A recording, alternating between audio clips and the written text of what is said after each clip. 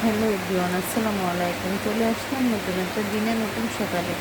তো এখনই কিন্তু সকাল 6:45 বাজে। তো ভোরবেলায় এখন সবাই ঘুমাচ্ছে নামাজ কালাম করে।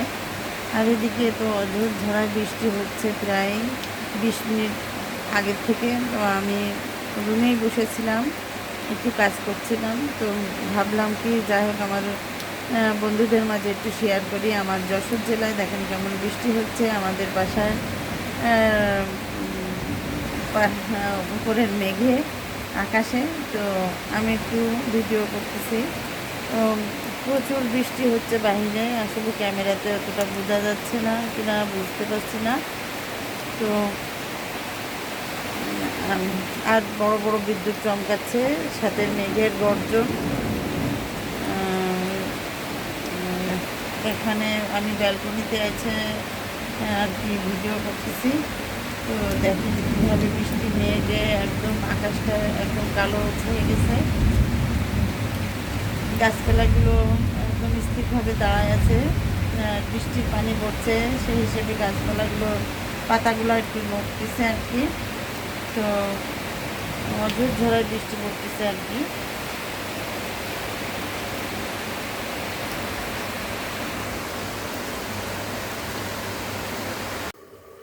হ্যালো এভরিওয়ান, আসসালামু আলাইকুম। তো চলে আসলাম নতুন একটা দিনে, নতুন একটা সকালে, নতুন একটা ব্লগ নিয়ে।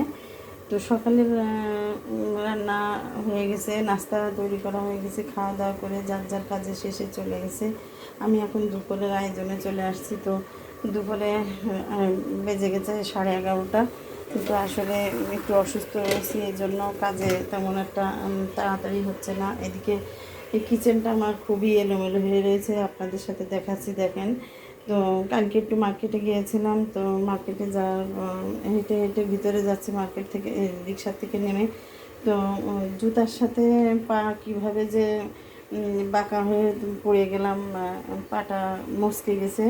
তো খুবই ব্যথা পাই, তাই ব্যথা নিয়েও কাজ করতে হচ্ছে। আর এখানে এই যেহেতু বাইং মাছ আমরা বলি, তো বাইং মাছ রান্না করব উস্তে দিয়ে।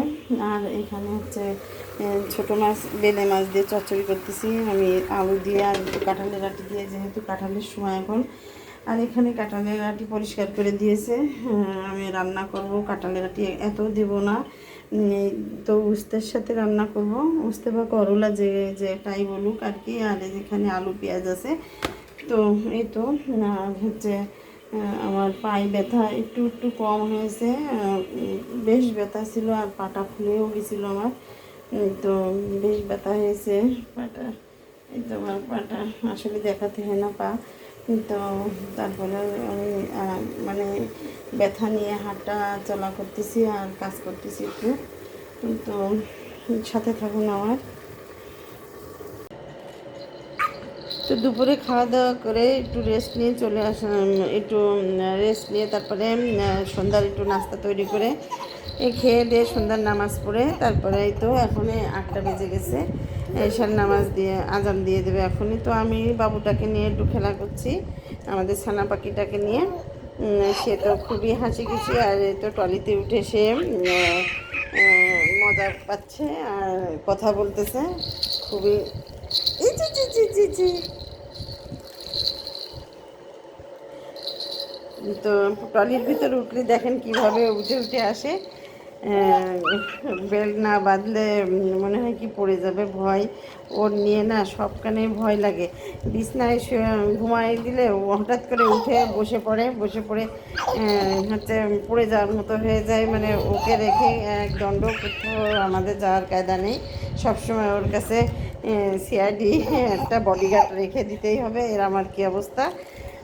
তো আজকে হচ্ছে অনেক রাত হয়ে গেছে, এখন এশার নামাজ পড়বো। আর তারপরে তো রাত্রিরে খাওয়া দাওয়া আছে, বাসায় চলে আসবে সবাই। আর হচ্ছে আমিও এশার নামাজ পড়বো। তো ভিডিওটা আমার অনেক বড় হয়ে যাচ্ছে। তো আমার ভিডিও যদি ভালো লেগে থাকে তাহলে আপনার বন্ধুদের মাঝে একটু লাইক কমেন্ট আর সাবস্ক্রাইব করবেন, পাশে থাকবেন। আমার ইচ্ছা আছে অনেক দূর যাওয়ার, তো আপনাদের সহযোগিতা না পেলে আমি আর কি যেতে পারবো না। তো আমার পাশে থাকবেন নতুন নতুন ভিডিও পেতে হলে। তো এই পর্যন্ত আমার আজকের ভিডিও। সবাই ভালো থাকবেন, সুস্থ থাকবেন, আল্লাহ হাফেজ।